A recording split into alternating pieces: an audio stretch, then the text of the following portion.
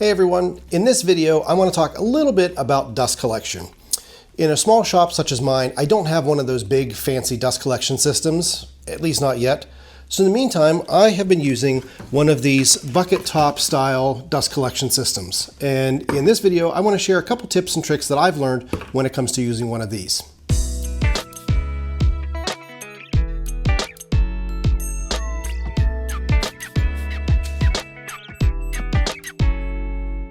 So when I was first starting out on my woodworking journey, I had no dust collection whatsoever. I had a shop vac, and I had a port on the back of the table saw that could take the shop vac hose. It was pretty much a direct connection from the table saw straight into the shop vac, and quickly found out just how much the sawdust and debris would quickly clog the air filter inside of the shop vac. So as a hobbyist woodworker like myself, I don't exactly have the space, or quite frankly the money, to be able to afford one of those big giant dust collection systems.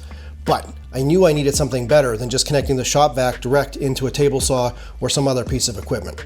So what I instead decided to do was get one of these bucket top style systems, dust extractor systems that would effectively grab the dust, bring it into the bucket, and capture a lot of that dust and debris before it ever hit the shop vac to clog up the filter. So far it's been great, but there's one big thing I will tell you about this setup that I don't really like. The bucket you choose to use with a dust collection system like this really does make a big difference. And I'll tell you what I learned. With a lot of these big box store style buckets, they are made of thinner plastic material. And it was great to start off with, but I quickly noticed something odd about it. Anytime the hose would get clogged or plugged, or I was using my sander, the walls of the bucket would actually collapse a little bit. And so I would have to stop what I'm doing, take the lid off, reconstruct the walls of the bucket, and put it back together and go back to work. Since that time, I've upgraded to a thicker plastic-based bucket. So how can you really tell the density of the plastic bucket you're using? It should actually be printed on the bottom of the bucket. So in this particular one, for instance, it's rated at 70 mil plastic, but I kept having problems with the bucket collapsing under certain conditions. This bucket over here, however, is rated at 90 mil, and it has a much thicker plastic wall.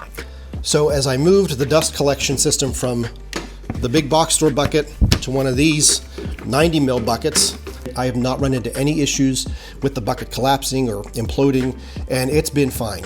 Ever since I changed the bucket out, I can connect my tools, I can go to work, I no longer have to stop what I'm doing to reconstruct the outer walls of the bucket. So what I really learned throughout this process is that the style of bucket you choose really does make a difference. If this is all you have access to, that's great, it's better than nothing.